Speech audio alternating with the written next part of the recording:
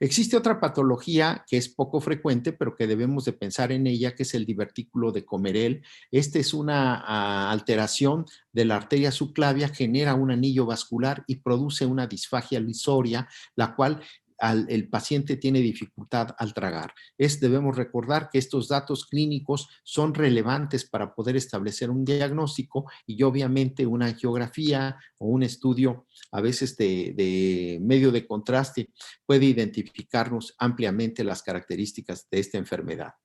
Por otro lado, también a nivel de cuello puede existir la enfermedad de Takayasu, la famosa enfermedad sin pulsos, habitualmente en mujeres que cursan con hipertensión arterial, que tienen retinopatía, son pacientes jóvenes y que tiene una extensión que puede involucrar incluso las arterias pulmonares o abdominales y que estos pacientes también van a tener o ausencia de, no se les puede registrar la presión arterial porque tienen una obstrucción proximal o múltiples obstrucciones y esta es la imagen típica de Takayasu.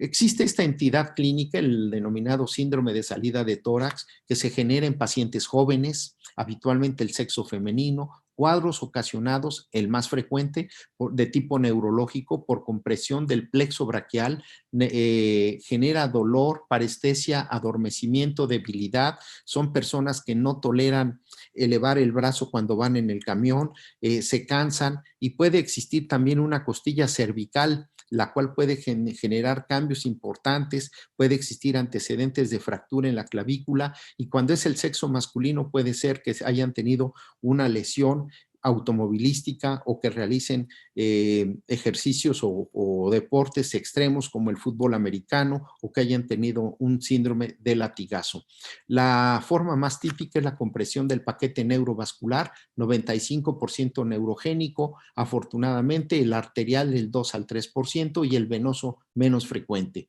Actualmente el plexo braquial también representa un problema interesante porque se asocia con este tipo de patologías y muchas veces son gente joven,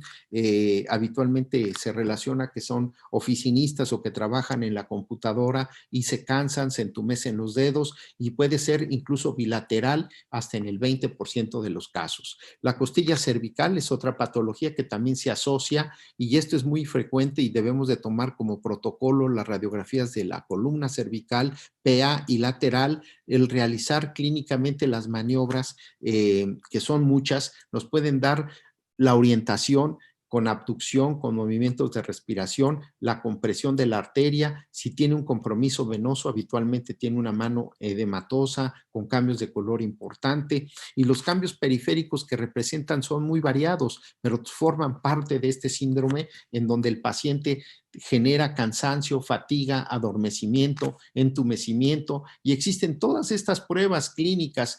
que se basan básicamente en la extensión, en la hiperabducción y en la presencia o ausencia de los pulsos. Y cuando hay un compromiso arterial, es evidente los cambios isquémicos, lo cual nos está indicando que el compromiso es arterial. Cuando es venoso, pues la misma coloración y el edema son parte sindromática de este síndrome. Quizá el más representativo es el Payet-Schroeder, que es la trombosis de esfuerzo, los deportistas, los pesistas o alguna gente que genera un edema importante unilateral con dilatación de venas superficiales y que tienen la sensación de pesantez y que pueden asociarse con trombosis y que estos pacientes muchas veces requieren no solo una trombectomía de urgencia, ya sea por vía endovascular o quirúrgica, sino también en segundo tiempo, si es posible, la resección de la costilla para evitar la oclusión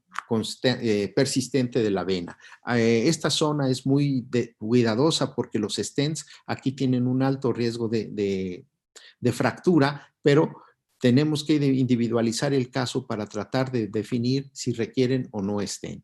El síndrome de McLaren también es una obstrucción posicional intermitente de la vena subclavia, no es trombótico y habitualmente no recordamos este síndrome porque es poco frecuente y como no se presenta en forma aguda, pocas veces lo identificamos. ¿Cuáles serían las clasificaciones así de manera importante del tipo neurogénico, venoso y arterial? El neurogénico afortunadamente es el más frecuente. Existe el antecedente habitual del trauma cervical, habitualmente una fibrosis muscular, una hipertrofia de los escalenos. Los síntomas pueden generarse como cefalea, debilidad, maniobras de Addison y todos los estudios complementarios y llegar a la necesidad de la resección de la primera costilla con liberación de los escalenos. El problema venoso se presenta en el 3% y lo grave es que nos puede dar un trombo importante y que puede complicarse con una trombosis proximal o incluso embolia pulmonar. El arterial,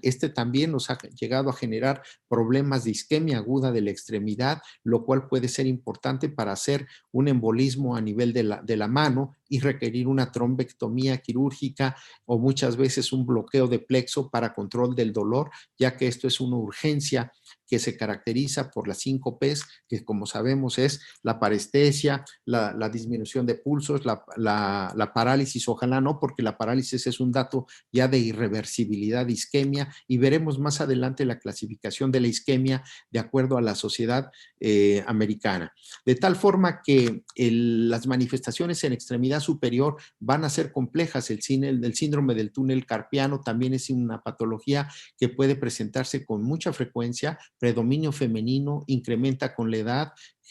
personas que están trabajando en la computadora y no es más que la compresión del ligamento, la contractura a nivel del túnel del carpo o el túnel de Guyen, la fibromialgia es otra patología como diagnóstico diferencial, las tendinitis del hombro, las hernias de disco y los problemas degenerativos. De tal forma que tenemos varios diagnósticos diferenciales que tenemos que descartar. El síndrome del manguito rotador, que también es frecuente esta patología, generan diagnósticos diferenciales. Paciente joven con cambios de coloración importante de la mano. Este es un chico que lo hemos seguido ya casi por más de 15 años en el hospital. Últimamente del equipo quirúrgico, el doctor Escoto se ha seguido haciendo cargo de este paciente que a esto lo vimos desde hace 15, 20 años con una enfermedad que hoy día está con hemodiálisis, con crónica, con una enfermedad, una vasculitis importante y así inició con cambios importantes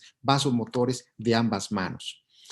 Las indicaciones de simpatectomía, esto es importantísimo, ya que antiguamente se decía que la simpatectomía servía para la insuficiencia arterial. Hoy día sabemos que las indicaciones absolutas de simpatectomía son la hiperhidrosis, la causalgia, lesiones por congelamiento, fenómenos vasoespásticos o enfermedad de la colágena muy selectivos. Hoy día ya quedó bien claro que la simpatectomía tiene un papel muy específico en este tipo de pacientes en donde les puede mejorar el malestar o el dolor. Antiguamente hacíamos una toracotomía, hoy día con la clínica del dolor se puede hacer por laparoscopía o con una punción cervical con los compañeros de clínica del dolor sin necesidad de un procedimiento abierto.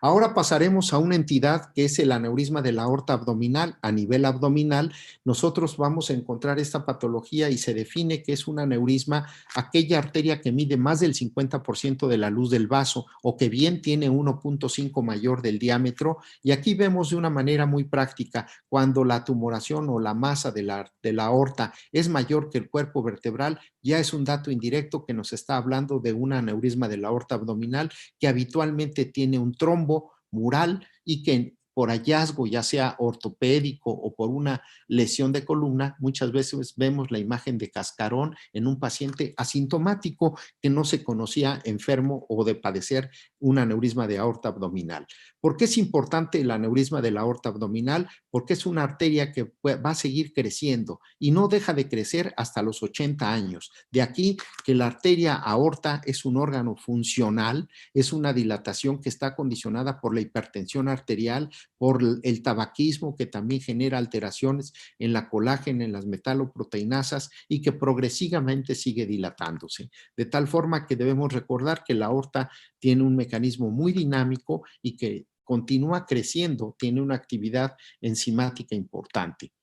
Las patologías asociadas al aneurisma de la aorta abdominal, pues es la hipertensión arterial, la enfermedad coronaria, la enfermedad cerebrovascular. De aquí el concepto de enfermedad plurivascular, y hay estudios como el REACH, hay estudios en donde se demuestra que la enfermedad puede ser plurivascular, es decir, puede tener aneurisma de aorta, enfermedad coronaria, o muchas veces ya fueron revascularizados de la carótida o de las coronarias, y ahora sufrir una insuficiencia arterial más un aneurisma de aorta abdominal. Y también hay que recordar que un aneurisma de la aorta abdominal puede asociarse con un aneurisma femoral o incluso con un aneurisma popliteo hasta en un 50 a un 80%. Y lo que es más, el aneurisma popliteo puede asociarse a un aneurisma contralateral popliteo hasta en el 50% de los casos. De tal forma que aquí la relevancia del palpar los pulsos y compararlos es relevante. Los pacientes con hernia inguinal bilateral pueden también asociarse a un aneurisma de aorta abdominal, y esto identificar a un grupo de pacientes en donde no tienen datos clínicos, pero por la edad, la hipertensión, tabaquismo y hernia inguinal puede ser motivo de un trabajo de investigación para los cirujanos generales o para trabajos de tesis en grupos en donde la hernia inguinal es una cirugía frecuente para el cirujano.